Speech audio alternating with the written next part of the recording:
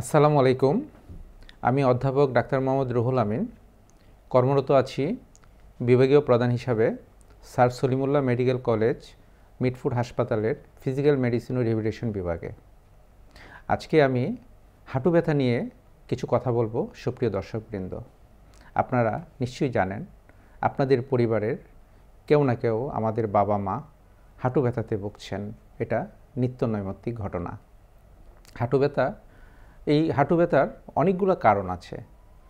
কি কি কারণ আছে? ট্রমাটিক হতে পারে, আঘাতজনিত কারণ, কিছু মেকানিক্যাল কারণে হতে পারে, তারপর কিছু মেটাবলিক, ইনফ্ল্যামেটরি, ইনফেক্টিভ কারণে হতে পারে। তো আমাদের প্রতিদিনের প্র্যাকটিসে যেই রোগীরা সবচেয়ে বেশি হাঁটু ব্যথা নিয়ে আসে সেটা হচ্ছে অস্টিওআর্থ্রাইটিস। অস্টিওআর্থ্রাইটিসটা কি? এটা একটা বয়সজনিত রোগ। আমাদের যারা একটু বয়স হয়ে গেছে 40-এর উপরে, বিশেষ করে মায়েরা, আমাদের বাবা মারা এই রোগে ভুগছেন। কেন? যেমন বয়স বাড়ার সাথে সাথে চুল পড়ে, চামড়া ঝুলে যায়, ঠিক তেমনি যেই হাঁটুর যে জয়েন্ট, অর্থাৎ উপরে একটা ফিমার থাকে আর নিচে টিবিয়া থাকে, তার মাঝখানে যে কার্টিলেজ থাকে এবং কিছু পানি জাতীয় জিনিস যেমন জেলি লাইক, ওই জিনিসগুলোর পরিমাণ কমে যায়। তখন এইগুলো ক্ষয়প্রাপ্ত হতে থাকে, ফলে ঘষা লাগে এবং ব্যথা অনুভূত হয়। তো এ থেকে পরিত্রাণের উপায় কী? আমরা কিভাবে এর চিকিৎসা করতে পারি? সুপ্রিয় দর্শকবৃন্দ, আমরা খুব দুই তিন ধাপে এটা চিকিৎসা করতে পারি। প্রাথমিকভাবে আমরা কি করতে পারি? যেমন লাইফস্টাইল মডিফিকেশনটা কি? যেমন অনেকের ওভারওয়েট, অর্থাৎ ওজন যদি বেশি থাকে তাহলে ওজন কমাতে হবে।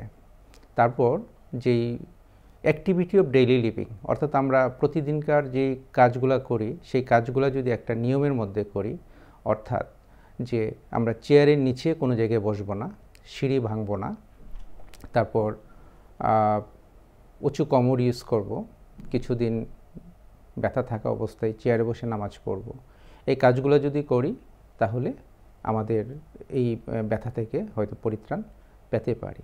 তার সাথে সাথে আমরা কিছু এক্সারসাইজ, যেমন হাঁটুর যেই জয়েন্ট, এই জয়েন্টটাকে স্ট্রেংথেনিং করে কিছু মাসেল আছে।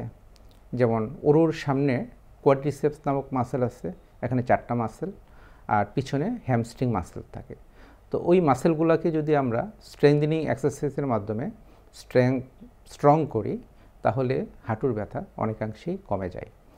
তারপর আমরা এরপরও যদি যারা ওষুধ এবং ব্যায়ামের মাধ্যমে ভালো থাকে, কিন্তু ওষুধ ছেড়ে দিলেন অথবা ব্যায়াম ছেড়ে দিলেন কিন্তু ব্যথা আবার আসলো, তো তাদের ক্ষেত্রে আমরা আরও কিছু পরবর্তী প্ল্যান করি। কীরকম? যেমন কিছু ইঞ্জেকশন দিতে পারি। স্টেরয়েড ইঞ্জেকশন আছে, হাইলগান ইঞ্জেকশন আছে, এখন রিসেন্ট পিআরপি থেরাপি পপুলার হচ্ছে, তারপর স্টেম সেল থেরাপি।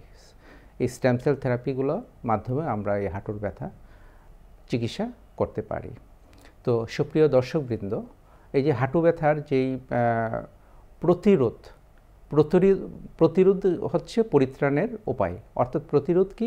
আমরা যেমন যে কারণগুলোর জন্য হয়, যেমন ঘন ঘন সিঁড়ি ভাঙ্গা, তারপরে ওভারওয়েট, ডেইলি লাইফস্টাইলে যে মডিফিকেশন, এগুলো যদি আমরা মানি এবং চিকিৎসকের কথা অনুযায়ী আমাদের জীবনযাপন প্রণালী যাপন করি, তাহলে আমরা এই ব্যথা থেকে অবশ্যই মুক্ত থাকবো ইনশাল্লাহ। সবাইকে ধন্যবাদ আমার কথাগুলো মনোযোগ দিয়ে শোনার জন্য।